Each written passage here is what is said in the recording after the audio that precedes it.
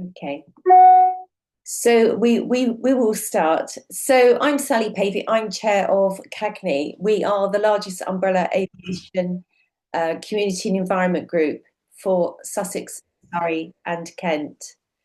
And every year, to coincide with COP, the meeting of world leaders to discuss global warming, we host these talks called Time is Ticking.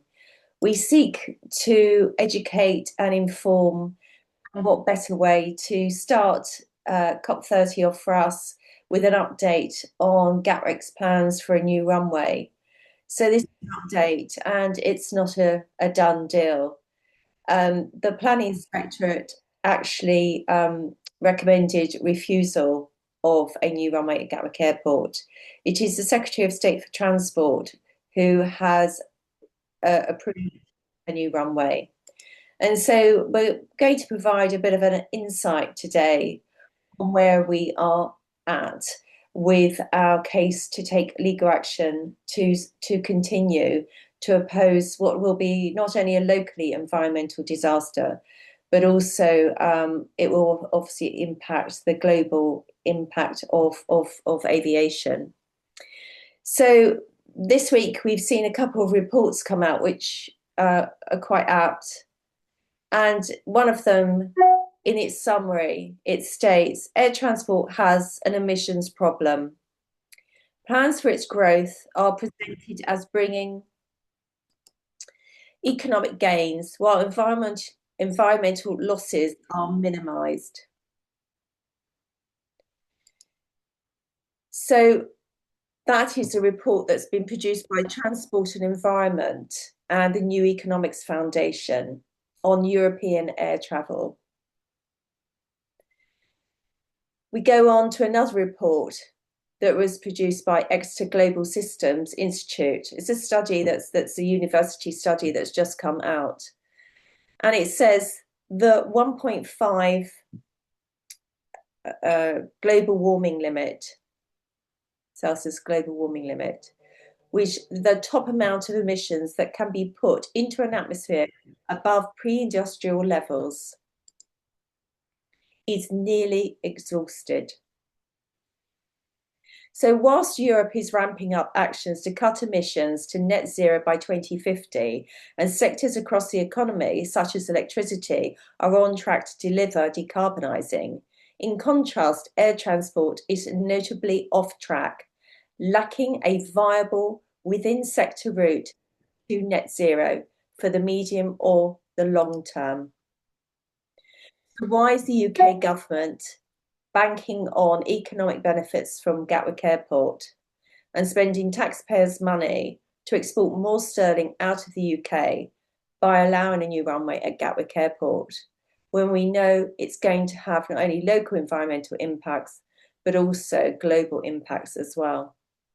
Now, this evening, we have Julia Eriksson from Leigh with us. They're the solicitors that CAGNE has been working with since 2018. 2018, Gatwick produced a master plan, as all airports are required to, and it had 3 runways. It had growth off the main runway. It had making best use of existing runways, so looking to bring the emergency runway into daily use in concurrently with the main runway, but also safeguarding the land for a 3rd runway. This was the runway that Gatwick sought to obtain back in 2014 when it was Gatwick versus Heathrow. Now, obviously, we opposed a new runway at Gatwick Airport in 2014, but we most certainly didn't back a new runway at Heathrow. And the simple reason was they all have an environmental impact. Aviation is struggling to decarbonise. So I'm now going to pass over to Julia of Leigh, who I'm so pleased that she's joining us this evening. It's so kind of them. They're so supportive, and they have been so supportive of CAGNE's work throughout the planning hearings for bringing this emergency runway into regular use. Leigh have been there at every step of the way, and they've secured our top rate King's Counsel in Estelle Dehaene and a fantastic team of very, very keen knowledgeable barristers who have assisted and achieved the planning inspectorate turning this runway down. So bear with me a moment whilst I swap myself around with Julia on the screen in front of you.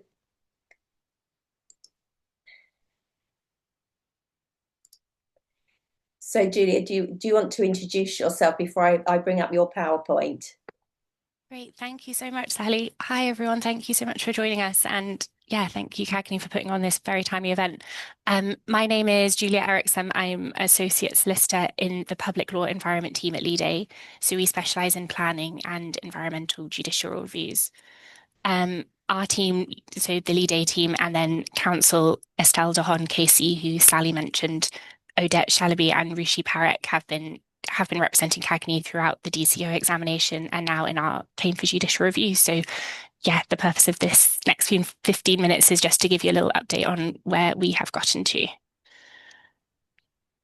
Am I muted? Okay. So can I just say that for those that don't know, we actually served a judicial review to the Secretary of State. When was that, Julia? It was last week?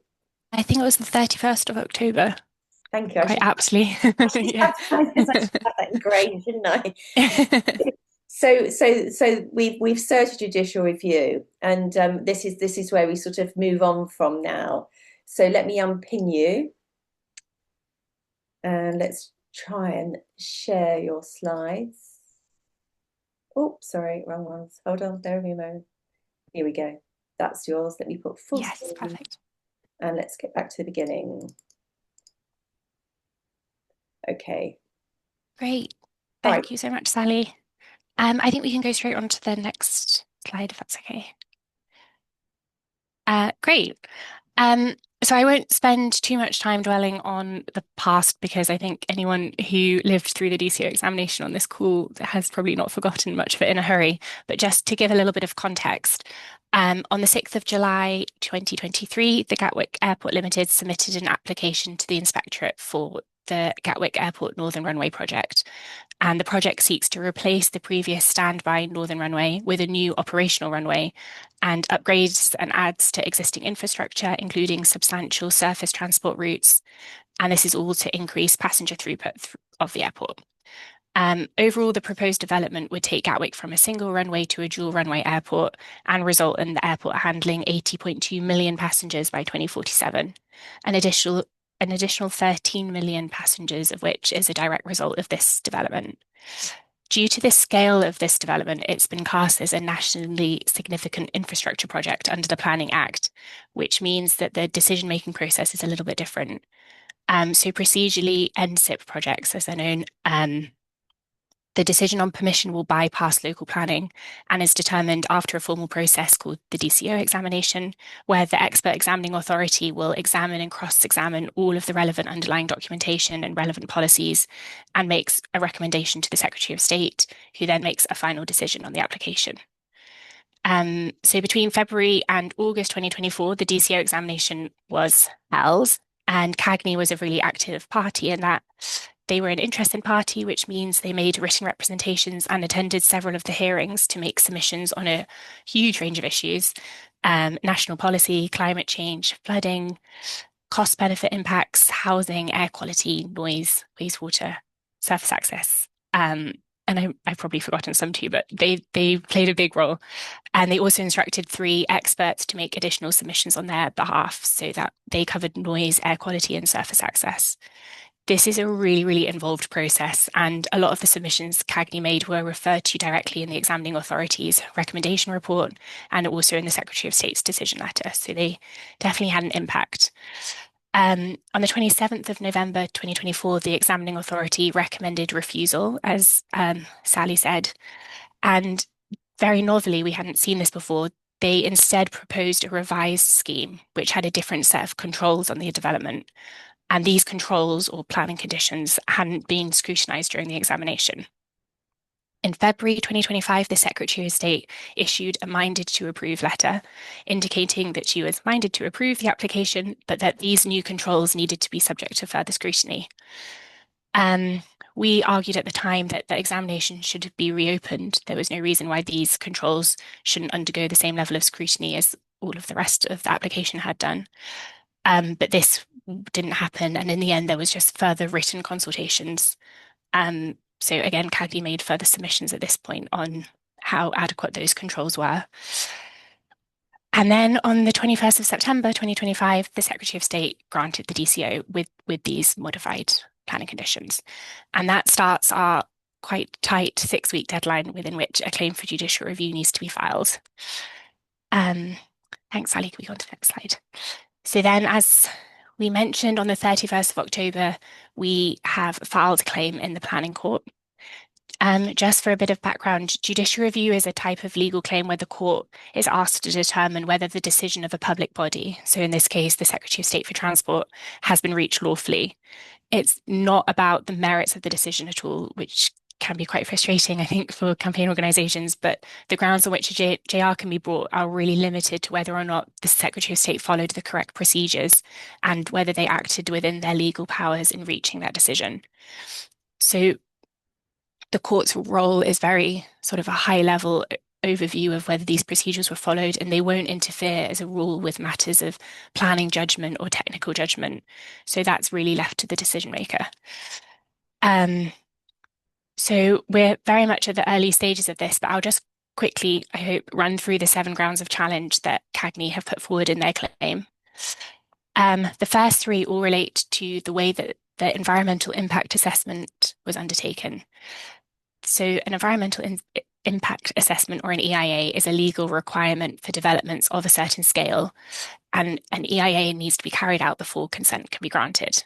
In practice, this means that the applicant, so here Gatwick Airport, will assess, collate all the information on the impact of the development and present this information in what's called an environmental statement.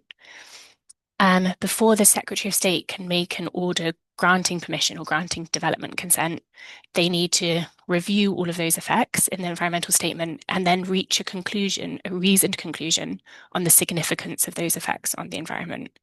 If an effect is determined to be significant, then the Secretary of State is required by law to take that into account when they decide whether or not to grant development consent. So it's a really important stage. And we're making 3 arguments about how that was done. The first is that the Secretary of State took an irrational approach to the finding on significance in relation to greenhouse gas emissions. So assessing greenhouse gas emissions is obviously a huge part of assessing the environmental harm that an airport is going to cause, or an addition to an airport.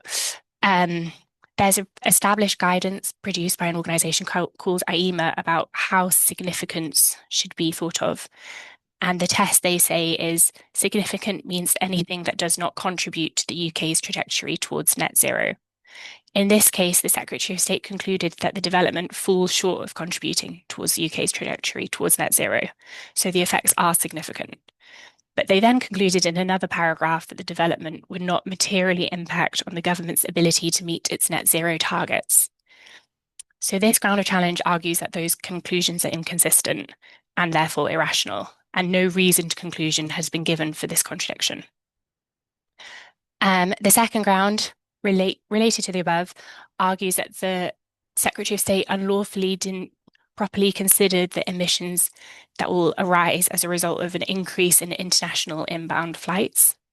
So obviously another runway means more flights. A lot of them are international, but because they're international, the emissions were deemed not to be relevant to an assessment on risk to meeting the UK's climate targets, because the emissions are international and they shouldn't be put into that calculation. Actually, from the start, the international inbound emissions were completely disregarded by Gatwick Airport. And then following the Supreme Court's decision in Finch, which obviously relates to the Horse Hill site near Gatwick, the airport conceded that the development would give rise to significant downstream emissions in respect of these inbound flights, and provided an assessment of the emissions by just doubling the estimated emissions of outbound flights. The examining authority noticed that this is a substantial change in the quantity of emissions that this airport will produce. But the defendant concluded that whilst inbound emissions are an effect of the project, it was not possible to reach a decision as to their significance, because there was no accepted benchmark against which they could be compared. This ground argues that that approach is flawed. The greenhouse gas assessment should consider the totality of greenhouse gas emissions from all sources and reach a decision on significance based on that totality. It is not relevant where the greenhouse gas emissions arise. And we know this to be true, particularly for greenhouse gas emissions, because the harmful effect happens no matter where in the world they are burned or arise. So that's ground two. Ground three argues that the defendant didn't lawfully deal with non-CO2 emissions. This is quite a growing area of importance in climate law and definitely in aviation. Two-thirds of aviation's historical climate impacts are due to non-CO2 emissions, and the net warming effect of them is thought to be 3 times that of carbon dioxide. So the impact they have on climate change is huge. Despite this, there was no quantitative assessment of non-CO2 emissions carried out during this examination. The Secretary of State, acknowledged in her decision that no quantitative assessment had been done, that the emissions would have a net warming effect, and that they were capable of being quantified. She also noted that a precautionary approach had not been taken, which is required under the EIA regulations, because the applicant had failed to even attempt to assess these emissions. Despite noting all of those things, the Secretary of State proceeded without the assessment, and CAGNE is arguing that this is an error of law. The precautionary approach doesn't require that there is a scientific consensus or an established methodology as to how these emissions should be assessed, particularly when the scale of the impact is known to be so significant. And in fact, there is a huge amount of emerging guidance on how to assess these emissions. So the approach taken seems to be quite outdated, is the argument. I hope you're still with me. So grounds 4 and 5 relate to the Jet Zero strategy. The first one argues that the material risks in relation to the government's climate aviation policy were not properly taken into account. So this is about the Jet Zero strategy, which is the government's plan to achieve net zero carbon emissions for aviation by 2050. The strategy controversially does not include any restrictions on aviation growth and instead focuses on technology and infrastructure solutions as the means of getting aviation to net zero. It sets out various different scenarios, one of which is called the high ambition scenario. And this models how greenhouse gas emissions could reduce based on a specific set of programs coming into play. And that includes rapid scaling up of technology, nascent technology, so technology that's not yet on the market, and rapid uptake of sustainable aviation fuel. The Jet Zero strategy itself acknowledges that there's deliverability challenges with this. Despite this, Gatwick Airport put a lot of reliance on the scenario and the underlying modelling in the Jet Zero strategy to benchmark the projected emissions of the development against national carbon budgets, assuming that all of these policies will come into pass. This was a big issue during the examination, and organisations like CAGNE and AEF raised questions about the validity of the approach of the modelling in the Jet Zero strategy itself. And the Climate Change Committee has also recently said that aviation emissions are already higher than that was what was expected in the Jet Zero strategy back in 2022. So this approach again seems outdated. Nevertheless, the Secretary of State has relied heavily on the Jet Zero strategy in reaching the conclusion that the development is compatible with the UK's carbon budgets. This ground argues that the failure to consider delivery risks of the Jet Zero strategy or to make any further inquiries in this respect was unlawful. Ground 5, this actually relates to a different legal challenge, which is being brought by Possible and Galba, who's a local campaign group fighting against airport expansion at Leeds Bradford. They have challenged the legality of the Jet Zero strategy itself back in 2022, and that claim is ongoing. It was dismissed by the High Court in the summer, but both organisations have sought permission to appeal that decision. So an appeal might be going ahead, and this ground is just arguing that if the Jet Zero strategy was found to be unlawful, then that would render the legality of the decision here also unlawful. 2 more to go. So ground 6 is that unlawful failure to weigh noise harms in the planning balance. Noise was also assessed as part of the EIA, as it should have been, and it was found to be a significant effect. But then the Secretary of State attached no weight to the significant adverse noise impacts in the planning balance.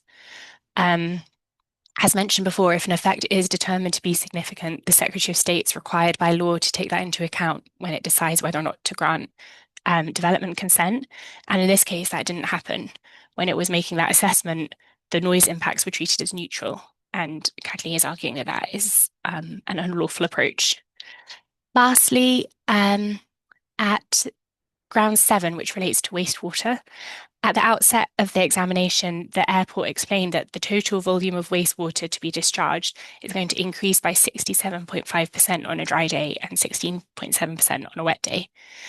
Despite this huge known increase of wastewater, during the examination and still to this day, Thames Water had not carried out an assessment of what infrastructure upgrades would be required to deal with that, and in order to prevent environmental harms and flooding, and that assessment's not been done. The applicant then proposed building an on-site wastewater treatment work to avoid discharging into the existing infrastructure. But again, the viability of that option hasn't been properly looked into.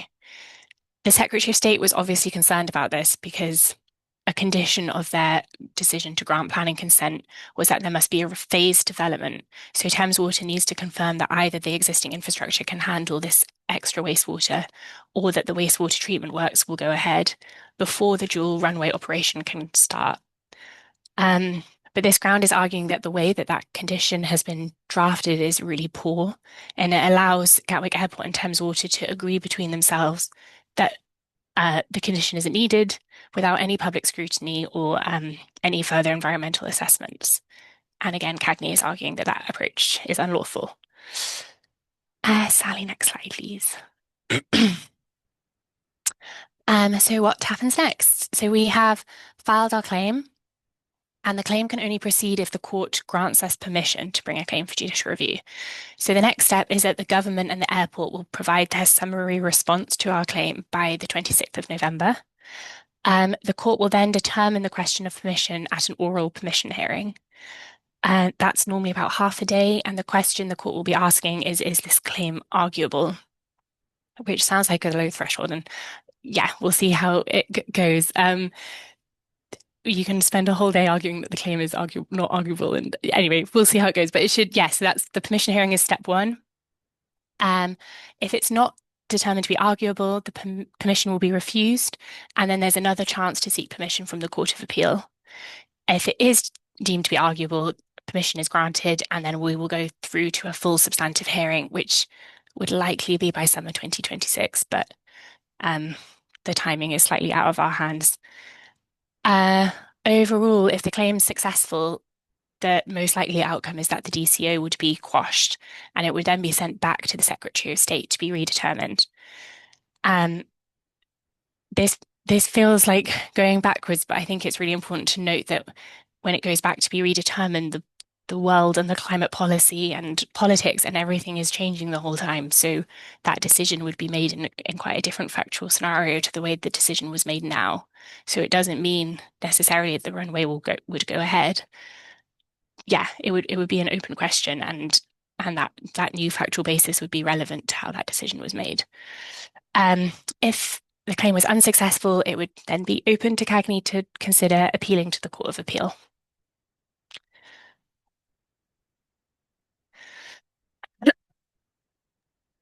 Right. Sorry, there was just one more slide, I think, Sally, but sorry, I've taken far too long. No, you're not. Not at all. Not at all. Carry on, please. Just to bring it back to COP30, yeah, as I said, the relevant facts for the court will be the facts at the date of the decision, but this litigation doesn't happen in a vacuum, and there's lots of things moving and happening around it, which are really interesting as from a campaign's perspective, definitely. And yeah, although the court can't take it into account, it will shape the public narrative as the case goes through the court system, which I think is really important. For example, the 7th carbon budget is due soon, imminently, I think. And the Climate Change Committee's advice on that was, for example, on non-CO2 emissions, much stronger than it has been in the past, and really saying that demand management for aviation was the most effective way of limiting those. So it's going to be interesting to see how the government grapples with that. And then, of course, Heathrow Airport is rumbling in the background, and the airport national policy statement is currently under review. So that if that went through, if the claim was successful and was sent back, and there was a new ANPS, the whole decision making would be on a completely different footing. So yeah, it's a moving feast and definitely nothing decided yet. Um, Thanks very much, everyone. Thank you. Gosh, there was a lot of detail in that one, wasn't Sorry. there? I think that the fact of the matter is that you touched on so many things, and I can hear everyone going, oh, what about this and what about that and what about this?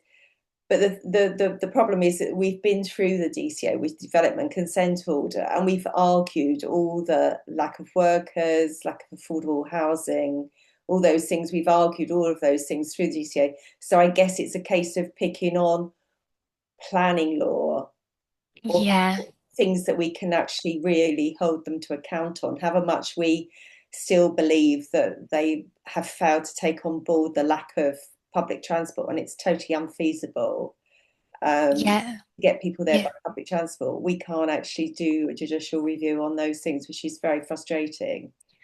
yeah, very frustrating. Yeah, judicial review can be very limited in that you can't look at the merits of the decision, unfortunately. Which is why these grounds have been picked. But yeah, very frustrating when you've had such a big long argument during the DCO examination. I think the other thing that was very frustrating is the decline in air quality as well. That again, we lack law to enforce Yeah, big business to take on board that they're declining the air quality. So yeah, they're getting away with just monitoring it. yeah. I think this really revealed a big gap in regulation around air quality. And I know CAGNE's campaigning around on that, so the fight continues. But yeah, it's annoying when you don't have the tools to make the arguments that you want to make in the case. Yeah, we've got Sian Berry tomorrow evening, the MP for Brighton and Hove, but she's actually taken up the Human Right Bill and trying to get it through the House of Commons from Baroness Jenny Jones, who brought it through the House of Lords. So that'd be quite interesting that tomorrow evening at 7 o'clock we'll be asking about the progress of Ella's law, because that would have real ramifications for airport expansion if we could make them accountable for. It's not just surface transport, it's actually the ultrafine emissions that come from the airfield, from the aircraft themselves. Okay, so one of the things that was mentioned is a byproduct of airport expansion is sewage. So it was one of the key things that we fought on, and we supported Thames Water in wanting this, staggered growth to enable, because there isn't the facility, there isn't the capacity, and housing in the area around Gatwick is finding itself being forced to have so much housing, so much more additional housing. And I remember in the DCO hearing, Thames Water saying it's first come, first served, but they're at capacity already. So it doesn't even mean that Gatwick will get the small spare capacity. We've got 3,000 houses. That's just one planning application that is being fought currently. So it is really fundamental. Do you think, Julia, that this was really a key factor in that during the hearing, Gatwick actually offered 40 million for an on-site wastewater treatment plant, but it seems to have just. Yeah, Thames Water's got fighting so many fires at the moment, but yeah, it's really interesting that it wasn't picked up. It's felt like they kind of presented it on a platter for them, and they didn't take it up. And yeah, it just seems to be like a very overlooked issue. And then, but the Secretary of State was clearly concerned about it enough to put this control on the development, but then it's got no teeth. So yeah, that's why that ground is really important to try and make sure things don't just slip through. And I know for a lot of people, noise is really fundamental for them. And again, us having a very good qualified aviation noise uh, person really helped us, didn't it? Yeah, they were really brilliant, and the examining authority and Secretary of State both referred to those expert submissions in their decisions, so they were certainly worth putting in. Um, and the way the conditions on the controls on the development have been worded, I think, was heavily influenced by the submissions that you made on noise. But again, yeah, it's frustrating when it's such a fundamental issue not to find the procedural hook to be able to bring it up again in the judicial review. And I'm guessing that with the Estelle, our King's Counsel, having those qualified experts feeding in enabled her to be more forthright in what was being put forward, because we were fighting with like. So they're experts against our experts. So it was an even match rather than just being Definitely. communities that perhaps don't have the letters after the names. Yeah, no, definitely. It gives so much authority to the points you're making. Um, yeah, and it means Estelle can make those points strongly and then otherwise focus on the legal submissions because she knows there's a very qualified expert in the room who can, you know, make the noise points for her without with all the legitimacy that his qualifications gave. So I think it's really important, and it's so hard for community groups because there's such an inequality of arms in those rooms. Gatwick Airport has experts for every topic, and you sort of have to pick and choose the corners you want to fight. And it's so important and worthwhile when you can instruct an expert to Mm. make your points clearly. The inspectorate and the decision makers will just put so much more weight behind the points you're making. Okay, and I suppose just one more thing would be that obviously Estelle de Hum, the King's Counsel, she was the person who actually won the Sarah Finch High Court hearings. So Yeah. that you can't get better expert on emissions than the council that actually won that case. Yeah, no, she's brilliant, and yeah, I mean, she's obviously all over the detail of this, and Mm. it's a really interesting area of law about yeah, because Finch determined that you need to consider these downstream emissions, which it seems so obvious that a new airport will lead to new flights, which will lead to a huge increase in emissions, and previously those emissions wouldn't have been treated as part of this development when plainly there's a very clear causation between the two things. So the Finch case has been so important. And now this question of significance, I think, is going to be the next frontier of arguing. So it's really great to have Estelle on the team because she's all over that. Okay, well, thank you ever so much for joining us this evening. Really appreciate it, and really appreciate all Thank you so much. support for us. But obviously, just to say, we wouldn't have this wonderful legal team if it wasn't for the donations from all those that have supported CAGNE through this and going forward. Um, Touching on housing, I'm going to bring in a director of CPRE Sussex. Now, CPRE Sussex, Surrey, and Kent have been very supportive in opposing a new runway at Gatwick Airport. And I'm going to introduce Paul now, who's the director, Paul Steedman, who's the director of CPRE Sussex, who's kindly joined us this evening. And he's got a PowerPoint as well, really testing my IT skills here this evening. Paul, good evening. Thank you for joining us. Thanks for having me, Sally. It's great to be here. Hello, everyone. Um, yeah, as Sally said, I'm the director for CPRE Sussex.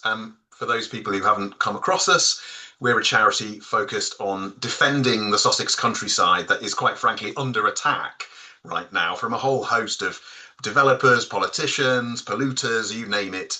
The countryside is struggling. Um, and we're part of an England-wide, nearly 100-year-old campaign to protect rural England network. We're a membership organisation, and we're always keen to welcome new members. So I'd be remiss in not plugging us and saying, do become a member if you're not already. Do search for CPRE Sussex online. Having got that out of the way, I'm going to just say a few words about the bigger picture this evening because we've really zoomed in, and Julia's done that brilliant job of explaining the grounds for the JR, for the judicial review.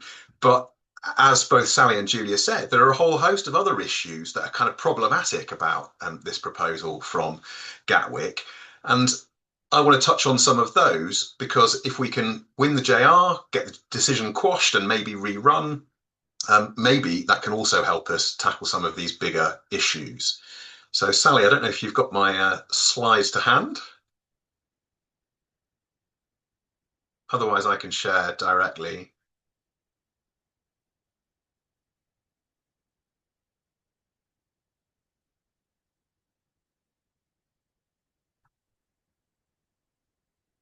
Do you want me to just share, Sally? Is that easiest?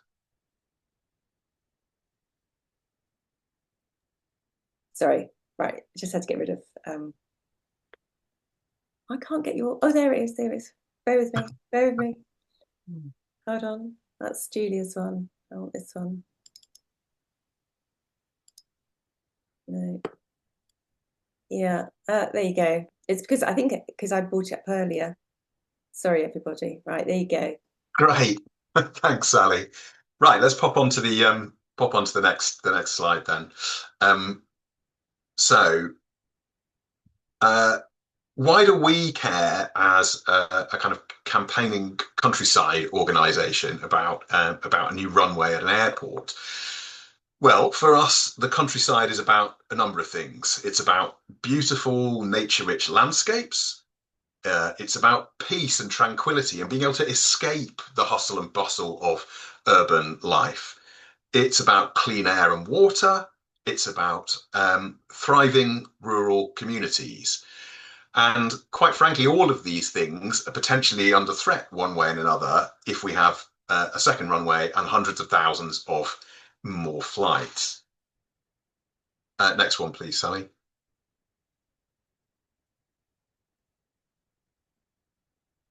As you've heard, the judicial review focuses particularly on climate change issues and carbon emissions and other greenhouse gas emission issues and the procedural issues around those. And clearly, more flights at Gatwick means a huge amount more climate pollution. And we at CPRE, we're really clear that climate change is the biggest threat to the countryside. And that's true very much here in Sussex. There's just a few headlines here from recent BBC and ITV coverage: flooding, farmers struggling with their crops, and so on. And you've also heard that it means more noise and disturbance, more air pollution, more congestion, and more problems around sewage and water treatment. As Julia said, the judicial review has to focus on some of those detailed procedural issues and those particular grounds around climate policy, around the way that noise has been treated, around the specific way that the wastewater treatment has been dealt with. But there is a much bigger context. There's a much wider set of threats here than the issues that will be tested in court. And those are some of the big issues about in terms of why it's so critical that we actually do defeat this proposal. So next slide, please, Sally.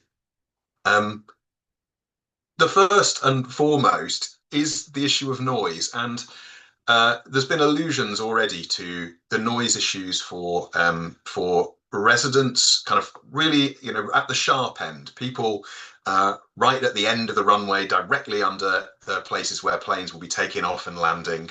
And those are really, really significant and do form very much part of the judicial review. But there's a much wider impact on peace and tranquility in relation to some of our most treasured landscapes. Gatwick and its flights are surrounded by or pass over the Surrey Hills, the High Weald, the Kent Downs, all protected landscapes, national landscapes, used to be known as areas of outstanding natural beauty, as well as the South Downs National Park.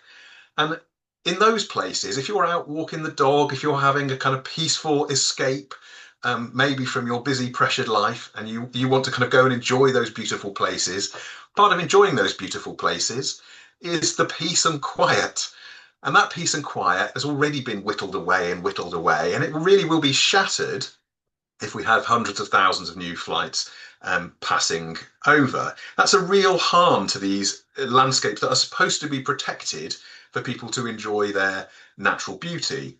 And effectively, in the decision that the Secretary of State has made, the Secretary of State has sort of said, well, yeah, maybe there's some harms, but we can just kind of do away with those. We can overlook those if the airport pays a sum of money over to the authorities that manage those protected landscapes.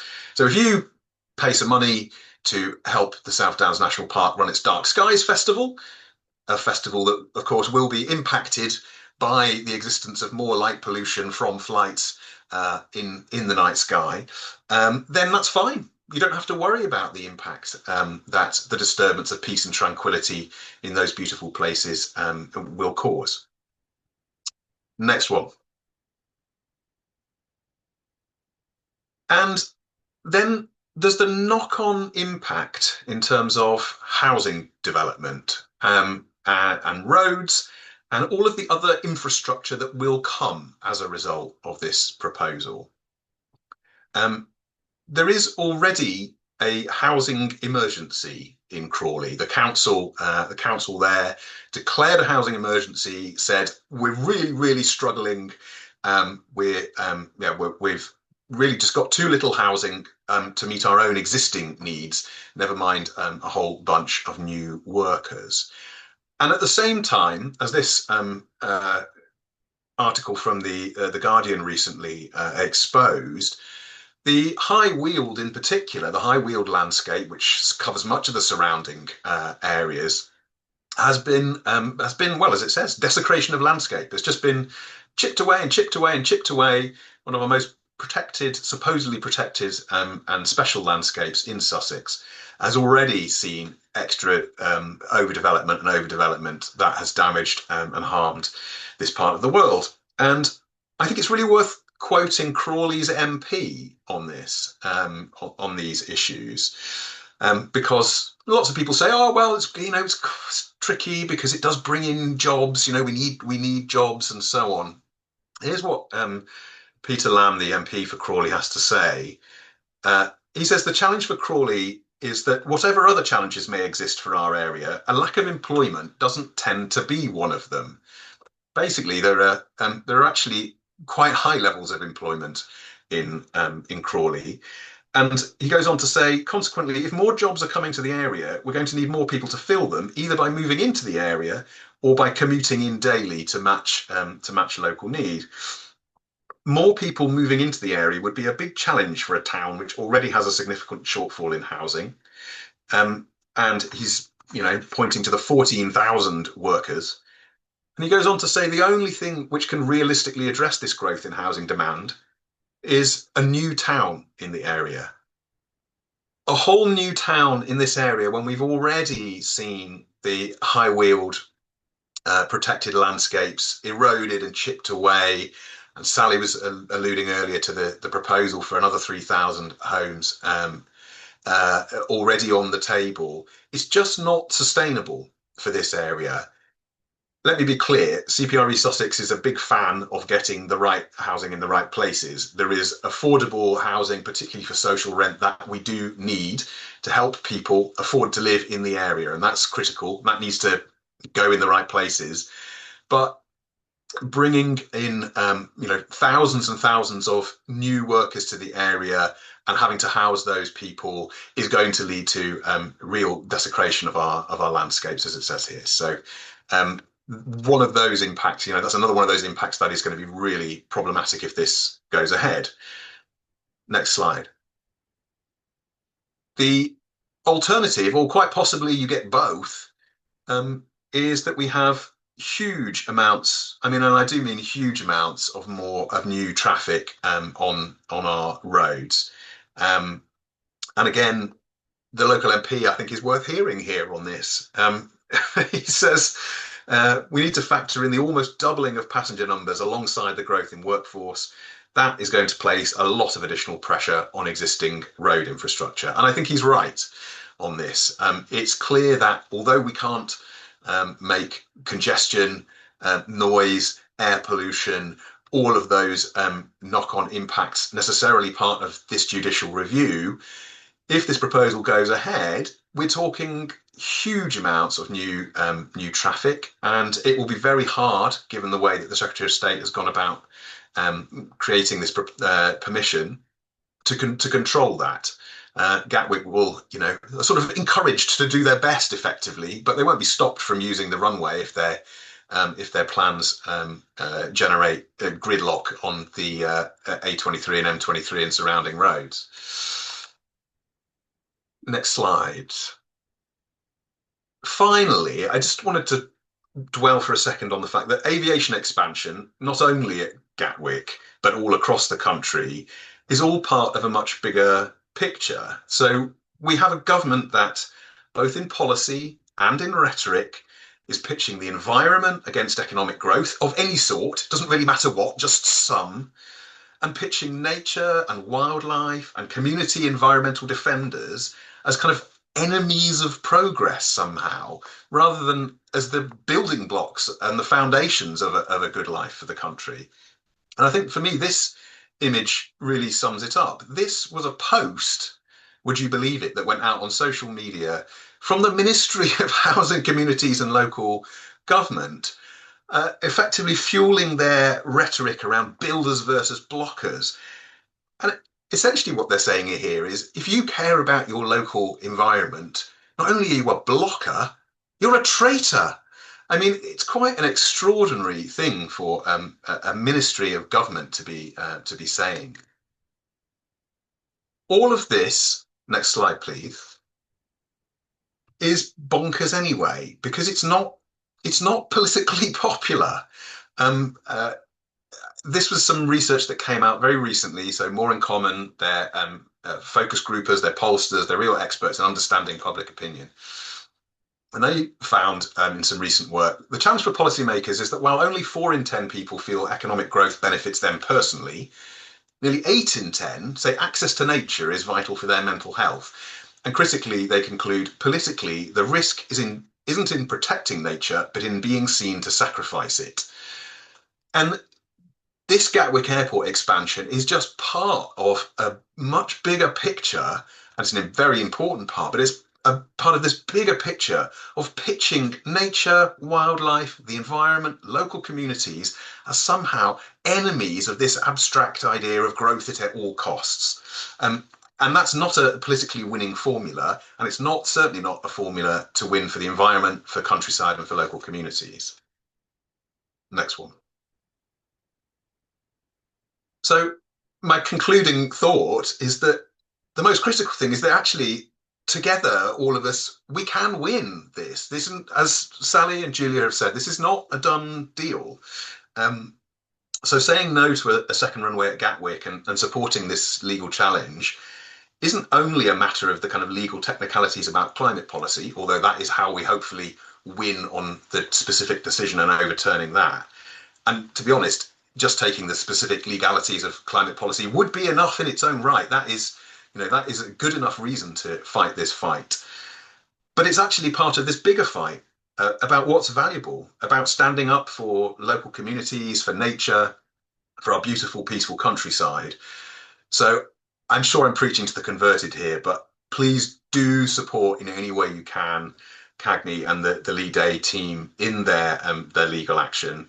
Let's overturn this appalling decision from government, defeat these terrible plans, and help defend, in that bigger picture, the things that really matter. Thank you so much. That's amazing. Thank you. Yeah, I mean, I think one of the key things that you've hit on so brilliantly is that, some of the submissions that CAGNE made through the DCO was the fact that there is a housing emergency in Crawley and we need affordable housing for seasonal workers, and that they can't afford to live in these executive homes that the builders want to build. And we don't have the amenities to actually service this inward migration. I don't think people are aware that some of the executives actually commute from Edinburgh Manchester to work at Gatwick Airport on a daily basis, and Bedford and Heathrow. And they most certainly are not using public transport. And I think that's the thing, is that the construction workers will come by car vehicles, and they will bring all their diggers and dumpers to build this new runway, because we have to be clear, this is a new runway. And unlike Heathrow, with their new runway, they've got to pay for the infrastructure. Gatwick's not paying really anything for any improvements in the infrastructure to actually enable 80 million passengers, freight, construction workers, hotel workers, car park workers, to migrate in. So Peter Lamb, the MP, was very right. There isn't a lack of employment in the area. And when you look at seasonal, you look at all the vineyards and tourist attractions, they all want the similar staff in the same time as Gatwick Airport. So it is an issue, and it was one that we really brought to the fore, but it's unfortunate we can't do the judicial review on everything. We have to pick out the winning bits. Right, I'm going to quickly thank Paul. Hope he'll stay with us. I'm going to try and find Andrew, who is the treasurer for CAGNE. Bear with me a moment. Hopefully he'll turn his screen on and I can see him. Andrew, where are you? Oh, thank you. Well done. Just like that. Excellent. Okay, so Andrew is the treasurer for CAGNE. And I just wanted him to just give you a quick update, because obviously we've been fundraising for quite some time now and everybody's been extremely generous, but it doesn't really stop just yet. So Andrew, can you just say a few words and then just give us time for a quick questions and answers if there are any? Yes, good evening. Sorry I was late joining. I won't plan not to go into lots of figures, but just talk in generalities for us here at the moment. So the current situation, I think you've heard from Lee Day where we are with them, and we've had a lot of generous donations to date, which have helped us build our war chest and funds to uh, fund the current funding situation required for Lee Day. So I'd just like to thank you for all of those people, be individuals, charities, organisations that have donated so far.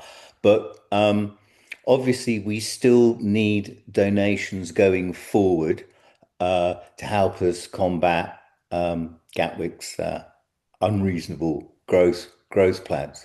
We are still actively seeking other sources of funding, be it environmental groups or corporate bodies that have an interest in our judicial review. That is ongoing. I can't give you any details at the moment, but we do have some people in the pipeline that are making positive noises. We've also received a reasonable amount of cash in from local councils, local parish councils, and we have pledges going forward for from other parish councils for future funds. I think Lee Day will have explained where we are in terms of the stages, in terms of the costs to actually getting a final decision. So we are well funded for those initial stages, and we believe we will get more funding down the line. But it doesn't mean to say that we are stopping our funding energy. And I'd also just like to pitch in. The committee of CAGNE provide all of their time free. We don't charge expenses, we don't charge subsistence. So all of the cash we raise actually goes to pay the people at the sharp end, our experts, our KCs, lead day solicitors, printers, etc., etc. So we don't have some huge middle management edifice getting rich on your donations. And that was all I was kind of planning to say, really. Um, we have a crowd justice page, which when you donate, that money goes directly to Leigh Day. So they're currently getting funded by that. We have three other sources or routes by which you can give us cash. One is a PayPal page. One is direct to our bank account. And my notes here say check to me, but that's obviously not wrong. It's a check to CAGNE sent to me. Sorry about that.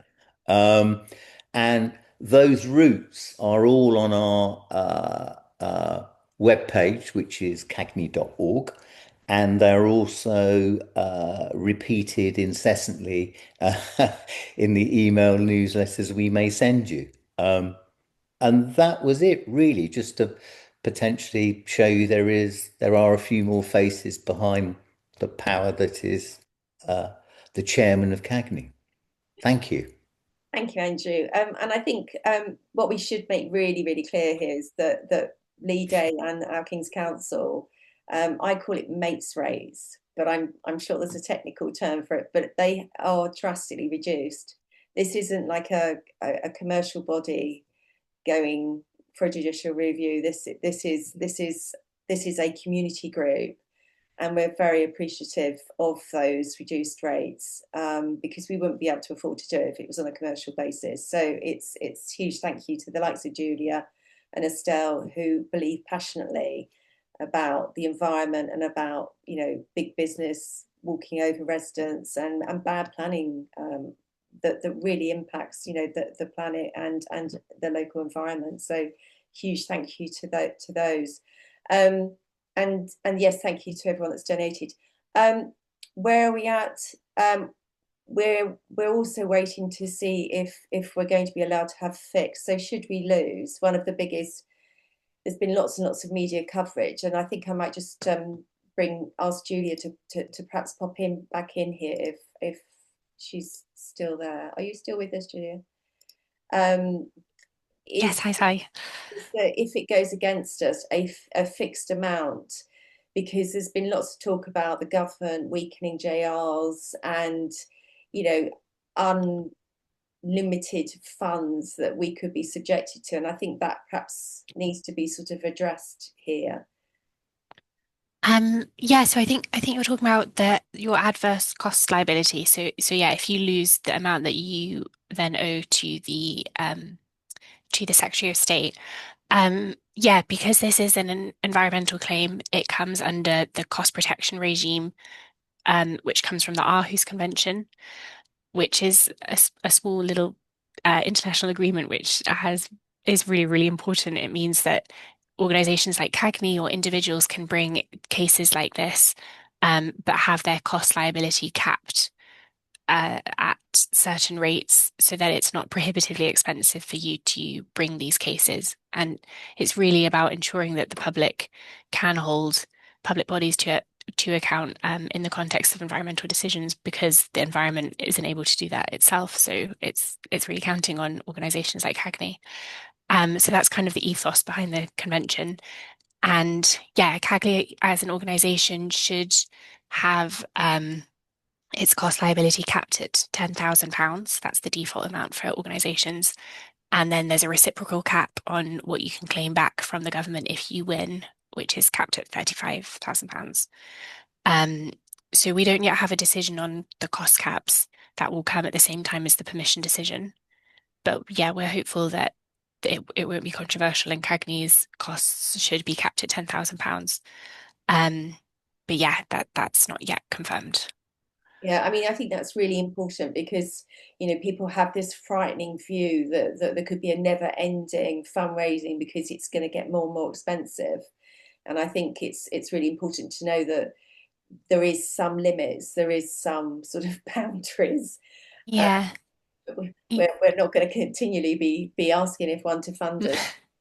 Yeah, that whole idea is that claimants like yourself have got cost certainty and financial certainty, because otherwise it's too risky, of course, to bring these sorts of cases. And yeah, there was a really good judgment that came out last week or the week before, saying, really emphasizing the importance of this regime and the important roles that NGOs and community groups play in protecting the environment, and that, that any applications by defendants to try and vary this cost liability should be treated really cautiously. So that's a really, really helpful steer from the court that this is really, really important. And especially with the rhetoric coming from government, that gives us a lot more tools to hold on to, yeah. So I think we're standing on stronger footing again, which is good. Well, thank you ever so for answering people's questions in the chat. That's really kind of you.